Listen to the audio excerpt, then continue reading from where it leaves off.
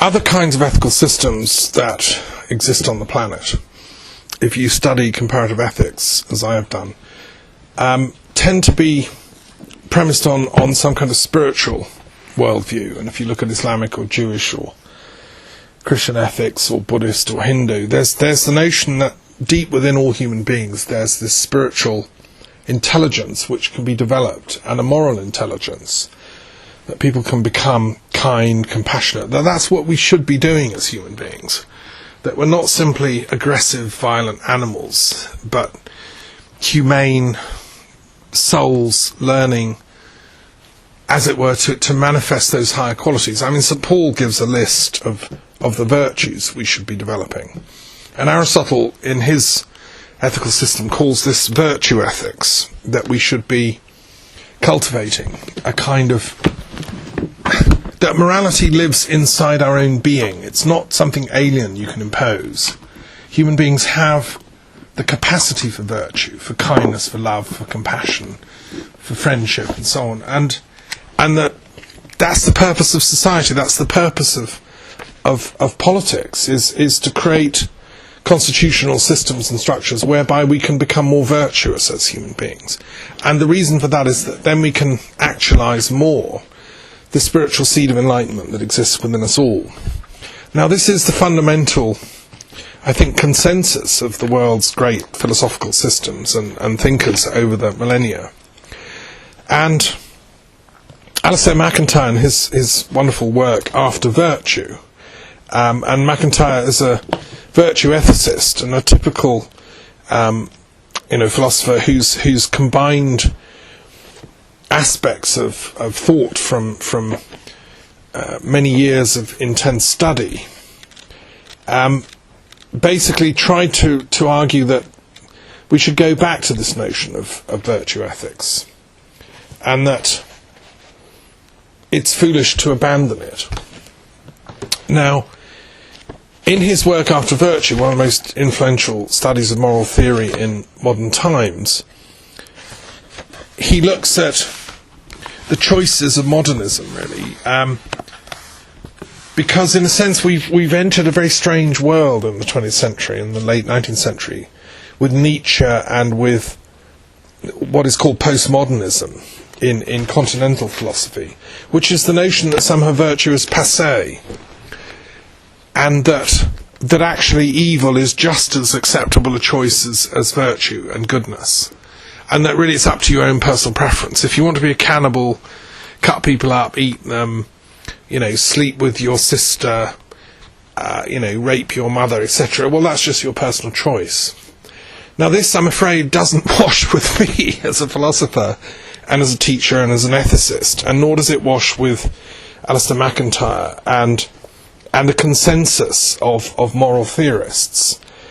That kind of absolute ethical relativism leads to moral entropy and the self-destruction of peoples, individuals and nations. And unfortunately I see it creeping into the mainstream of our media. I think some of the media output that we have to listen to in the BBC and elsewhere, the kind of comedy slot at 6:30 every night after the news, is about trivialization and moral relativism. It's about, well, nothing matters as long as it just is a good laugh. And as long as I get paid as a comedian for making you laugh, I'll say the most outrageous things. And so what? But unfortunately, those kind of media people we've discovered are the very people like Jimmy Savile who've been behind the scenes acting in abysmal and abhorrent ways, and abusing people's innocence and trust in paedophile behaviour and so on. So I think, as a society, we're facing a real test at the moment in Britain. Are we going to continue down that road of absolute moral relativism, where nothing matters, and virtue and vice are just a matter of personal choice? Or are we going to remember at the last minute that actually, hang on, our ancestors built a country which was premised on the notion that virtue matters. And if you read the great philosophers of our culture, if you actually read Duns Scotus, or any of them, you'll see that that there is a spiritual thread running through them in which our enlightenment, to use a common language, is not only for our own sake, but also for the sake of society as a whole. We have a duty to acquire the intellectual virtues, the moral virtues, to practice things like kindness, compassion, generosity, truthfulness, honour, and so on, both for ourselves and also for society as a whole. The question, therefore, in facing us when making the choice about the Scottish referendum is, are we going to be more or less able to continue to practice those virtues in that new setup? Now, my understanding, my experience of this country over the years, and I've studied and lived and worked here for many years, is that Britain is a pretty good country in which to cultivate and practice the virtues. It's a country full of pretty enlightened people who on the whole are pretty altruistic and kind. I still sense a feeling of fair play, the kind of values that I was educated with as a child. I still see them out there, and I see them in every country, every county in Britain. I've seen them in Dorset, in Nottinghamshire, in London, in Sussex, in Surrey, in Cornwall, in Yorkshire, in Wales, in Powys, in Shropshire, in Argyll, in Glasgow, in Edinburgh, in the Highlands. In every part of the country there are people striving to be good. Also in Ireland, in Belfast, where I chaired the Truth and Reconciliation Commission for Britain and Ireland, and have been trying to work on peacemaking over the British-Irish conflict. There are good people striving to repair and heal the pain and damage of their communities, and even in some pretty difficult areas where I've worked, like in Mansfield, which was quite a rough school I was teaching at, there were always one or two saints on the job, one or two amazingly enlightened people, and you find them scattered throughout the whole United Kingdom. I think the introduction of nationalism as a kind of new test of goodness, I think is a diversion, but also a dangerous one. In a sense, what the Scottish Nationalist Party is saying is, well, we want to create our own little country, we're going to call it Scotland. It's the best country, we're going to be better than other people, we're going to be the Scots, and we're going to have our own country. And the reason we're doing this is because the rest of the UK are horrible people. We want to leave them. They're unethical. There's a kind of moral superiority in the rhetoric of Scottish nationalism that, we the chosen few are going to leave you and create this utopia called Scotland. And I feel, I sense there's an error, a moral error going on at the root of it. Some of it I've identified with one root of the lineage of the creation of that movement in the ideas of Lewis Spence, which was a kind of esoteric elitism. We, the great Gnostic Celts who understand the truth, are holier than thou, and you're fallen people, you're the English, you're the barbarians. We are the descendants of Atlanteans, and we carry the great mysteries of Gnostic knowledge. Now, that kind of intellectual elitism, I think, is dangerous, but it was there in Spence, and it brings costs, which I think are not worth paying, because what it does is it denigrates and diminishes the wisdom potential of everyone else. I've worked with people throughout the United Kingdom of all cultures and races and traditions: Celtic, Anglo-Saxon, Norse, Indian, Arabic, all Jewish, all the kind of rich texture of our cultural heritage. And in all of them I find the seeds of enlightenment. I've met good people, I've also met bad people in them all. And to me as a philosopher, what the most important thing is that we each individually and then collectively strive to maximise our own potential for virtue. It seems to me our country is not too bad at that, and we do have things like an honours system that rewards that. People can get knighthoods or CBEs or OBs. Several of my friends have been awarded with those kind of honours, and I think that's wonderful. And you can get them whether you're just a dinner lady or a lollipop man. You can nominate anybody you want to get an order like that. And and people do achieve that. I think we have a good, honest system. We have, fundamentally, this is a good country in which virtue still is rewarded. That's my experience. Now, you can call me a naive utopian idealist, but so what? That to me is a compliment. Yes, of course I am. I'm a Christian mystic, and I'm an intelligence agent for the kingdom of God. I'm looking to help leave this country more enlightened and more at peace with itself than before I came into it. It's a marvellous place to be. In spite of all its problems, I do experience that people have that amazing seed of virtue potential within us all.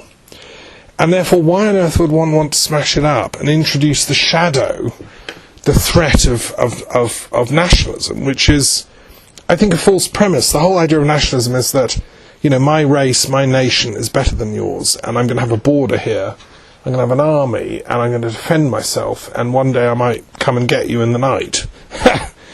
And that's what World War I was caused by. We should be going beyond that. And World War II was absolutely caused by that. And all the border wars that used to happen between England and Scotland. We should be growing up out of that and thinking, how can we create in the United Kingdom a society which can truly manifest virtue for all of us? And above all, as I've constantly stressed in these little talks, I think as a peace philosopher, we need to be developing a peace policy in this country. I'd like to see a Minister of Peace in the Cabinet. I'd like to see one in the Scottish and Welsh and Northern Irish governments.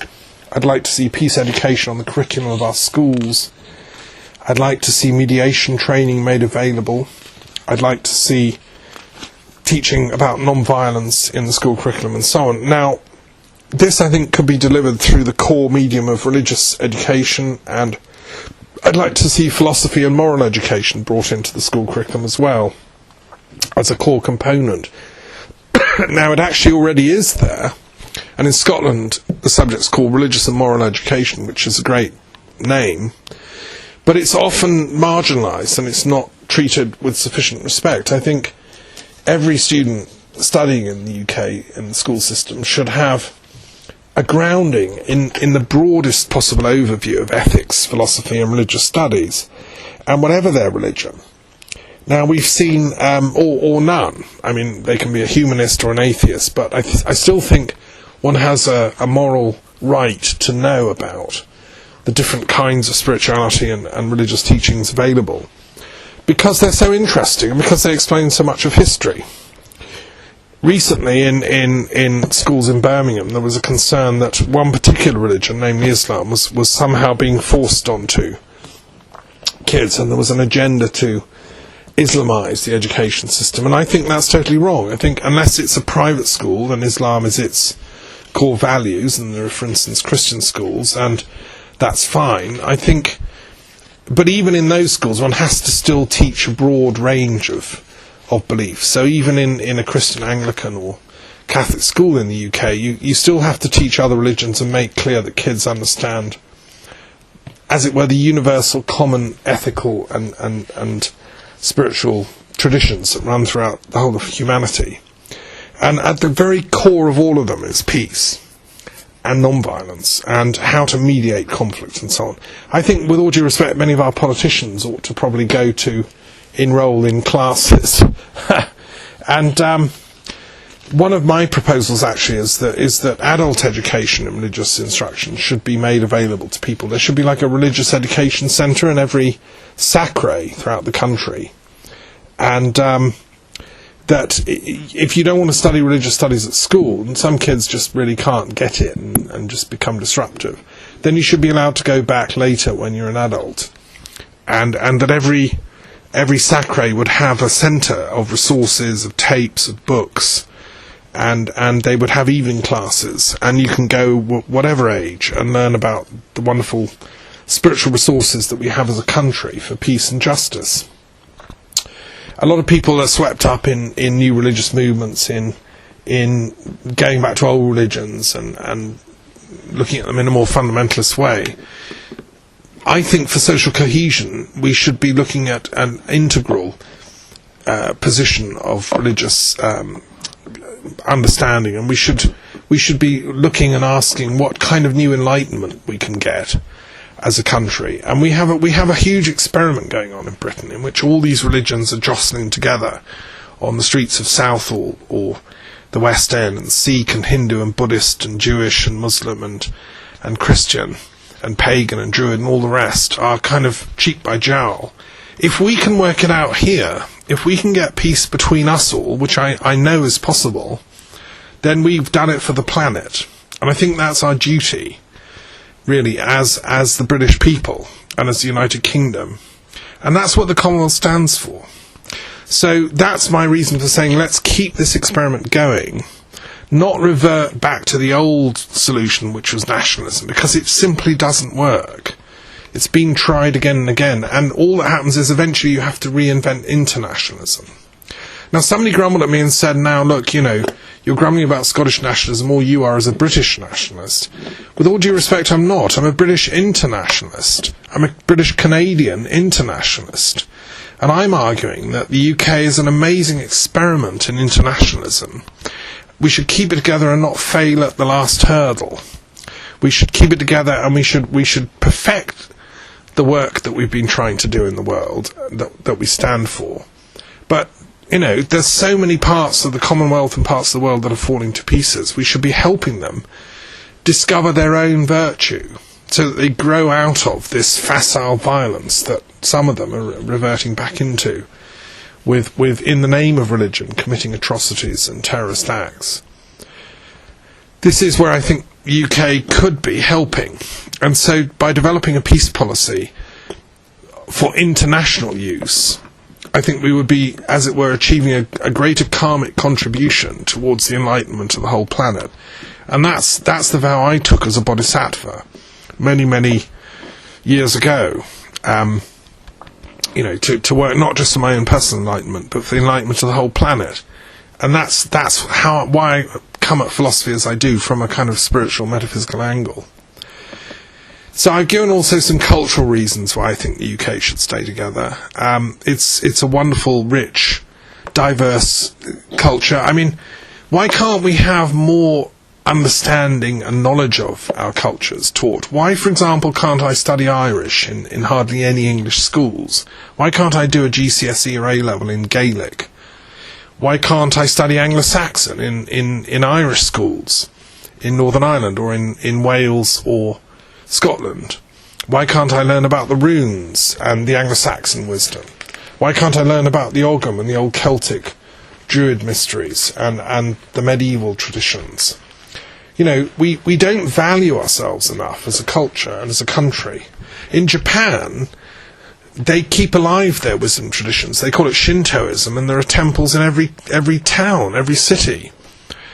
Where are our Druid temples? Well, there's Stonehenge and Avebury, but hardly anybody knows about them. They're not taught about. Why isn't that in the curriculum? So I think we should stay together for cultural reasons, but learn much more about each other. Affirm our history and heritage and the wisdom traditions. Why don't people learn about St. Columba and the old saints of the British Isles? Do people learn about St. Patrick, how he came from Dumbarton, how he was from that Brittonic culture that spoke a sort of early form of Proto-Welsh? No. And the rich heritage of the Irish monastic schools that were the teachers of the Picts and the Scots and the Anglo-Saxons, and that brought Christianity to Iona and then to Lindisfarne in Northumbria, and then down to Mercia with St. Chad and the founding of Lichfield Cathedral and the whole evangelisation of the northernmost parts of the British Isles really came and flowed from Ireland, which in its day was the most advanced part of Europe. Many of the great Irish saints then travelled to Austria, Switzerland, France, Gaul, etc. All this heritage is not taught and not learned, so I think we could make more of it. The universities as well is another reason why I think we should stay together, and academia, and I've spoken about how academia, in a sense, to me, is about building a universal approach to knowledge and learning which transcends nationalism. It's interesting that the word nation first developed to some extent in the University of Paris, where you were in a hostel according to where you came from. So there was a Scottish nation, an English nation. The Scottish nation included the Irish, by the way, and as well as people from Scotland, because Scottish meant Irish. And I think that notion of nationality is really, in a sense, it's the grouping that you go to face your maker, to face the creative source who transcends all that. In Rome, there's the English college, where English pilgrims to Rome, going right back to Anglo-Saxon times, used to go. Many of the Anglo-Saxon kings went on pilgrimage to Rome. And in a sense, when you get to heaven, I mean, are you going to be asked, are you English, are you Scottish, are you Irish, are you Welsh, are you Pakistani, are you Saudi Arabian, are you Qatari Arabian, are you Jewish, are you Samaritan, are you Palestinian? You know, nationhood is something that the soul just doesn't take with it, I think. I think that the active intellect, as Aristotle called it, transcends nationalism, and that the duty of philosophers and intellectuals is to uphold that tradition. This is what I call the truly Catholic tradition. I'm a reader at the Vatican Library in Rome, and if you go there are books in every country's language and every culture. And it's a tremendous resource of knowledge and wisdom. But the real Catholicism, the meta-universalism, transcends even, that tremendous Catholic outlook. The Catholic world is about universality, and this is what the word actually means in ancient Greek. To be Catholic means to be universal in one's outlook. And what I'm proposing as an alternative to nationalism is that we remember the true meaning of the word Catholic, that it means truly universal. The United Kingdom at its best stands for those values. We are, in spite of everything, a Catholic nation, in the best sense of that word's meaning. We should be affirming that, and therefore working for peace globally, and not kind of falling down the trap of reverting to a kind of nationalism, which is a mistake, I think, ethically and morally and intellectually. The whole idea of a university is transcendent to that position. And where universities go wrong is when they become recruiting grounds for nationalisms. And you see this tragically in academia, and I've been around the block in academia long enough to know that when universities become recruiting grounds for nationalisms, they become dangerous. And in Nazi Germany, they kicked all the Jewish professors out and said, no, that's for the good Germans. That is when I get twitchy. Truth and universal outlook should be the sole criteria of intellectual advancement. And that's what the United Kingdom at its best stands for. I've taught at the University of Oxford and London, and I know that those values are there, and they should be developed and cultivated, and students from every part of the UK should be allowed to go to different universities and study. I'm very sad that kids coming from England have to pay tuition fees to study in Scotland, but they don't if they come from France or Germany. I mean, that's a very bizarre anti-English bias that the Scottish National Party has inculcated, and I think it exposes the game, with all due respect. It shows that for all the rhetoric of Scottish nationalism, actually it's quite a belligerent form of anti-Englishness, and in doing so, it exposes that it's actually really coming from a morally suspect place. I'm sorry to have to say this, because students shouldn't be they should be treated equally throughout the whole United Kingdom. And the same also with schools and education. I've experienced enormous trouble I've taught in England and Wales very successfully in schools for many years, religious education. But in Scotland, the whole system is entirely different, and you're treated as if, you've come from the Outer Hebrides or the moon, and none of your qualifications that we acquire so painstakingly in England and Wales are actually valued in Scotland. I was absolutely shocked. It's a kind of racism being practiced by the General Teaching Council of Scotland, which is that you're disallowed from having your qualifications to teach accepted in Scotland. And it's not the same in vice versa. If you come to England to teach, or Wales from Scotland, and you're a fully qualified teacher and you've been teaching for 10 years, of course you're respected and acknowledged. Whereas in Scotland, no, you're treated as if you're a plumber with no qualifications. I was absolutely shocked, and that is indicative, I think, of the problems inherent in the petty bureaucracy of Scottish nationalism at its worst, is that it's actually penalising and blocking the creative movement of peoples around the British Isles and creating these false barriers. So, that's yet another reason why I think it's as if the General Teaching Council of Scotland is already acting as if it's a separate country in law, and as if it's absolutely not under any kind of moral or legal jurisdiction.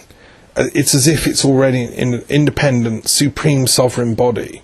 Actually, it's a quango, which is governed and regulated by the Scottish Parliament, and acting totally out of the line of its own foundational legislation. So, but I think what it does is exposes a mindset at the heart of Scottish nationalism, which is that it's beyond the laws of the United Kingdom already. And I think this is I'm speaking here as a teacher, a scandalous and ridiculous situation, which absolutely needs putting right. And I'm working with MPs to get that put right. But more generally speaking, in terms of education, I think we need to compare excellence across England, Scotland, Wales, Northern Ireland. There are problems with our education system, there are problems with the curriculum. Different parts of the country are doing well, different parts are not. Different experiments have been made, other parts don't want to make those experiments. I think as teachers we should be comparing and freely able to travel and teach in different parts of the United Kingdom, learn from those experiences and share best practice. I'm thinking of setting up a religious educators network for the whole UK. There isn't one. So I can't, as an expert in religious studies, go and learn and meet people from Northern Ireland and Scotland and Wales and compare and contrast all our different approaches, which to me seems ridiculous. Of course, as educators, we should be developing discourse and professional networking and best practice and so on.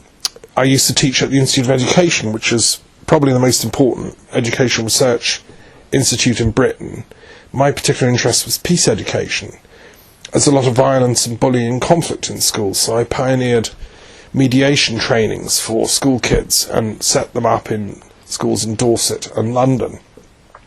And I think this kind of example should be able to be copied and developed in other parts of the country. And organised a meeting in the House of Lords on educational policy, at which some kids came from a school in Northern Ireland who'd created such a mediation service. So, we should be learning from each other's parts of the country and sharing best practice. And an absolute priority is to enable teachers to flow between each part of the country. And so teachers qualified in any part of the United Kingdom should automatically be fully recognised in other parts of the country. And this scandal of Scotland excluding teachers qualified elsewhere in the UK and actually privileging teachers who are trained and qualified in Europe, I think needs exposing and utterly uprooting. It's a scandalous situation.